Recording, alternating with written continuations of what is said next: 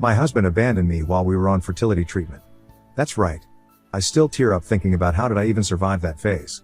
I got married to my husband in my mid-20s. We were high school buddies.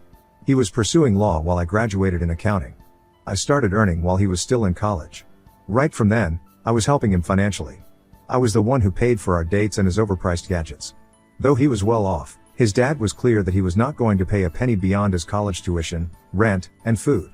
David, my loser husband, used to call his dad a miser, but after getting to know his dad, I realized he was using the right technique to raise his callous son. But by then it was too late and I had already showered my earnings on keeping him happy. David was the only child of his parents. He naturally assumed that his dad's business was going to be his. He didn't take college seriously and dropped out of law school to join his father's business. That's when we got married. He thought since it was his father's business, he would just lounge at the office and enjoy the fruit of his father's hard work. His father tried to instill seriousness in him and teach him business lessons, but David was not ready to learn. He wanted the money to be served on a platter, but his dad got no chills. After enduring him for 2 years, he threw him out of the company and said he could join it only after working for 5 years in other companies. I hated his dad for doing this because we were planning to have a child, but his firing delayed our plan. Back then I used to believe whatever David fed me. He used to paint a picture that he was right while his dad was a miser and tough. In retrospect, I think his dad was right all this while and I was dumb to believe him blindly. After a lot of struggle and some firings, David got a stable job. We started planning for a baby. That's when the real problem began. Months after months went, but we got no luck in seeing the 2 lines on the pregnancy test. After trying naturally for more than 2 years, our doctor suggested we go for IVF. It was a draining process, in all ways, physically, mentally, and of course financially. Our medical bills were already over the roof in 2 years, and then on top of that, opting for an IVF was yet another challenge. We were certain of having at least one child. I should say I was adamant about having a child. David was not passionate like me but didn't deny having a child. He did what he had to do to conceive. When the doctor explained the process of IVF, its success rate, and medical bills, David flipped out. It is quite natural for anyone to flip out given the money you have to put in and the poor success rate. I said I wanted to have a child even if that meant emptying all my savings. David said I was on my own in this because he's not liking his job and would quit any time. He said though he's gonna support me in this, but he's okay even if we don't have a child. I was so blind to become a mother that I didn't see any of the red flags. Thankfully my career was going well amidst all the medical troubles in my life. I liquidated all my savings and started the process. It was a harrowing experience, to say the least. I thought I had already undergone 2 years of treatment with several hormonal injections and endless medicines. I can endure IVF process, how hard it could be. But it was difficult. After a while, I lost the count of injections I had been through. To add to my distress, our first attempt failed. It was so heartbreaking that I didn't get up from the bed for days. The doctor briefed us for the next attempt. Physically and mentally, I was ready to give it a shot again, but finance was a concern. My savings were gone already. I asked David if he could spare something for this. After a lot of to and fro, he gave me $3,000, which was like 5% of the money we needed. I borrowed it from friends and family and went for another attempt. Dang, it failed too. This failure hurt more because now I was in debt and still childless. I gave up on my dreams of becoming a mother. My friend working at a bank suggested medical loans. Without thinking twice, I applied for it and went for the 3rd attempt. You see the desperateness. David was against it. Even my family said it was futile to spend so much money without any guaranteed success, but something in me urged me to go for it. David got hostile to my decision. Ever since we started our IVF process, he has been distant from me. I thought it was due to my crankiness. Hormonal injections come with a hell amount of mood swings and terrible effects on your health. Our sex life became negligible. I thought once we have the baby, everything would fall into place beautifully. I failed to sense that things had already fallen apart. During our 3rd attempt at IVF, after doing his bit, giving his sperm, he said he wanted to go on vacation because he was mentally exhausted. I wanted to punch him on the face for his whining. He couldn't even fathom what I was going through, endless injections, mood swings, sleepless nights, yet he was the one who needed the vacation. With so many things going on in my life, I ignored his tantrums to be dealt with in the last and let him do whatever he wanted. When he came back after his 2 weeks vacation, I rushed to give him the good news. I had conceived. He gave me an awkward hug and was uncomfortable the entire time. I thought he was just overwhelmed. After nudging him, he confessed he wanted to break up with me. The reason? He found comfort in another woman. That 2 weeks trip was not to relax his mind from the IVF stress but to make up his mind for his mistress. He went on the trip with this woman to see if he could live with her, and he found himself happier than ever. He said he never felt that spark with me which he got with her. He was basically cheating on me while I was draining myself with all my might to have his baby. I'm not going to describe how I felt that day. I can't describe it actually. Just imagine your husband saying that he had been sleeping with another woman and want to leave you when you're just 1 week pregnant and that too in your 3rd attempt at IVF. My body was sore with the months of treatment and now I had to prepare myself for a healthy pregnancy and childbirth. I said, F off, I don't want to deal with you. The next morning when I woke up, he was gone with all his stuff. I called his workplace and got to know he had quit his job months ago. When I called his friends, I got to know that he had borrowed money from them and had been ghosting them. No one knew where he was. There was no trace of him. He abandoned me with an unborn child and piles of debts. It had been 9 years since then. I was blessed with a baby girl. In that vulnerable situation, my Phil came to my rescue. He cleared off David's debts as well as my medical loans and the debts I had incurred during the IVF. He also paid the hospital bills for my delivery. Mill and Phil supported me throughout my pregnancy and even after that. Until I went back to work, Phil sent me money for monthly expenses. After I went back to work, I stopped taking help from Phil. I made decent money to be able to take care of my daughter. Life was going normal until we lost Mill and COVID.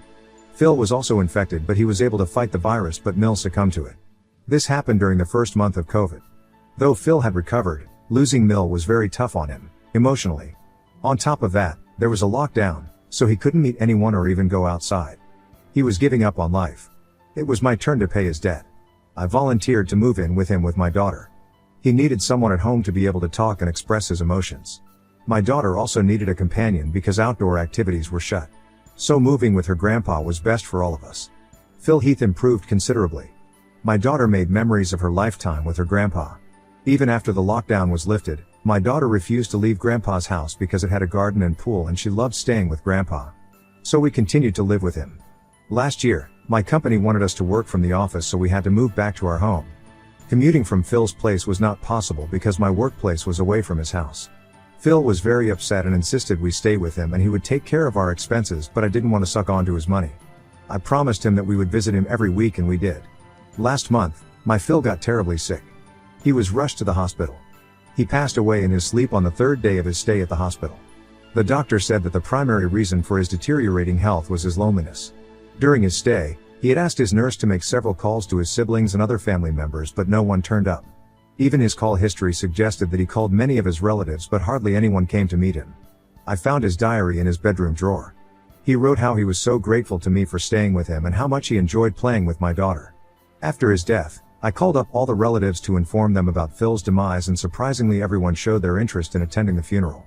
It's funny because no one showed up when he was alive. During his funeral, David showed up. God knows how he came to know about Phil's demise. He must have been in touch with some relatives who gave him the news. After the funeral, we got a call from Phil's lawyer to visit his office for the will disclosure. It goes without saying that all of Phil's wealth would have gone to David since he was the only son. I told the lawyer that I don't want to be there since I had no business in that will reading thing. He insisted that I be present because it was important.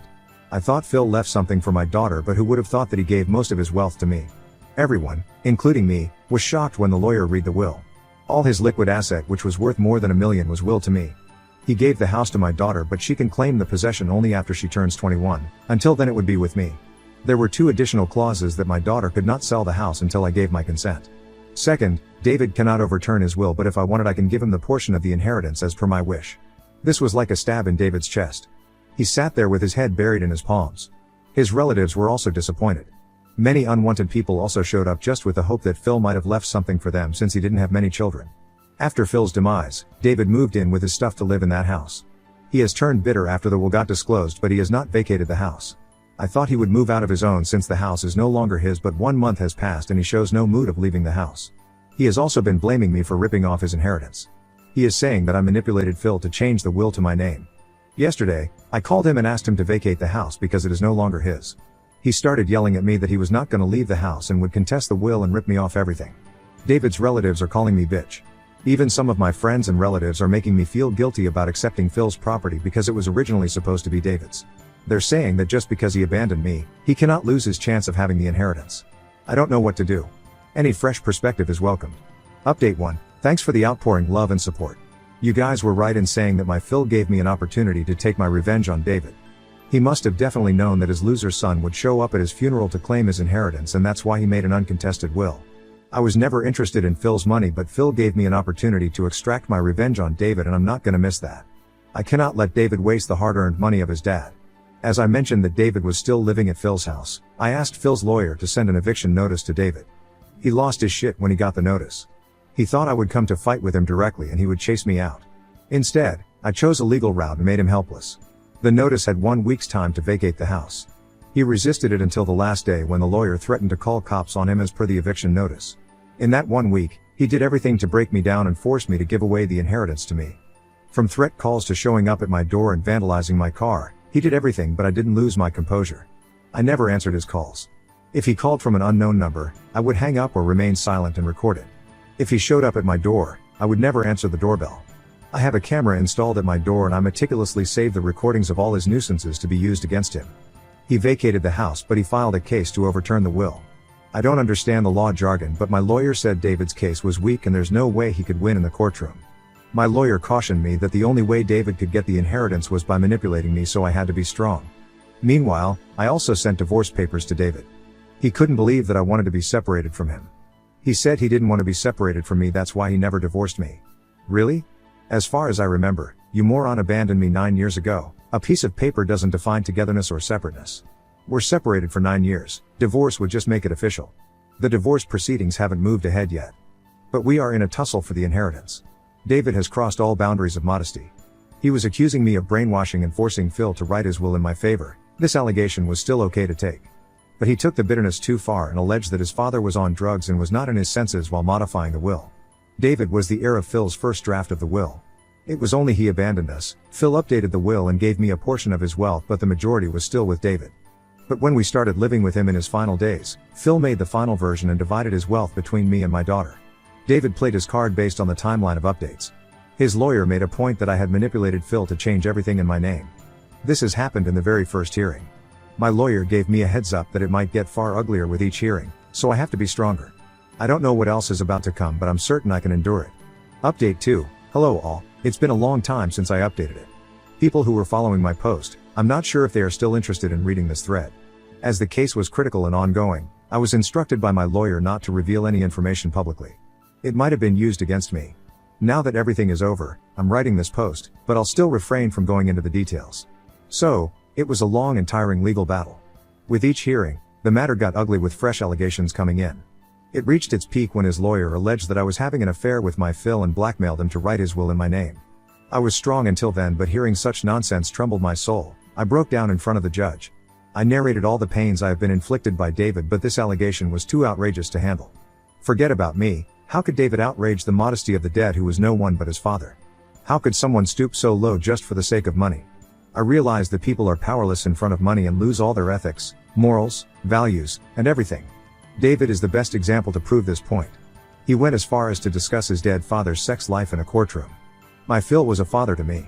It makes me throw up whenever I think about David's allegation. The worst part is people enjoy feeding on this kind of filthy gossip. There was no evidence to this allegation, yet his relatives started calling me Phil's mistress. Could anyone imagine the trauma I have been through? They got date after date to provide evidence of this allegation, but they could not. My lawyer said it was alleged just to mentally tear me up. They were even successful to an extent. I was about to give up. Towards the end, it became so unbearable that I told my lawyer to give away everything to David. I earned enough for myself and my daughter. But my daughter stood by me and she insisted that we stay strong and fight for Grandpa's sake. My lawyer was also confident that we would get through this because David had no evidence for his claim. They were just playing mind games to break me. David even played dirty in the divorce case. He said he left me because I tortured him mentally and blamed him for not conceiving. He said I was pressuring him for money for IVF while he was against having a baby. He complicated the case by alleging that I had manipulated Phil to throw David out of his company and I had control over Phil because we were involved physically. It was again all stories made in thin air. When I asked my lawyer to start the divorce proceedings simultaneously with the property case, he cautioned me to wait and take one at a time, but I was adamant about ending everything together. He said David would make both cases complicated, but I was stupid to underestimate him and think how hard it can get. It indeed was hard, very hard. It took 2 years to settle both the legal battles. David lost both of them. The judge bashed him and his lawyer for unnecessarily pouring new allegations without any evidence. Phil was smart to add a clause that prevented his legal heir, David, to overturn the will. For the divorce case, I had enough evidence to prove that he abandoned me for his mistress. The divorce is final now and I have no business to do with David. He vanished after losing both cases. I heard David had borrowed money from his loser relatives for the legal battles, promising them a portion of wealth. Sadly, they have put a bet on a losing horse who fled after the loss. Now they are trying to act sweet with me, but I have blocked all of them. I have recruited security for Phil's house. Don't want to deal with any trespassers again. As the place is far from my office and my daughter's school, we might not move into that house in the near future, but we are not going to leave it vacant. My friend suggested renting the house for social events, but we have to make some structural changes. I'm yet to think about it. It might seem like a happy ending, but I can't feel that happiness yet. It was a difficult time. David broke me down so badly that I had to seek therapy. I don't know if ever my life would be easy. I don't remember having a good day for a long time. I know I sound sadist. Yes, I need a few more sessions of therapy. Now on to the next story. Story 2. Discovered my wife had an abortion after getting pregnant by her coworker. So, I kicked her out and now I'm fighting for full custody of our daughters. So, my wife and I have been married for 11 years, and we have 2 daughters aged 10 and 11. The other day, I was online taking care of some minor medical stuff when I noticed some appointments on the list that I wasn't aware of appointments for my wife. I saw one for her being 6 weeks pregnant and another for her having an abortion. I was completely taken aback by this discovery. Later that night, I decided to ask her about it. I wanted to know if she had any plans to tell me about the pregnancy.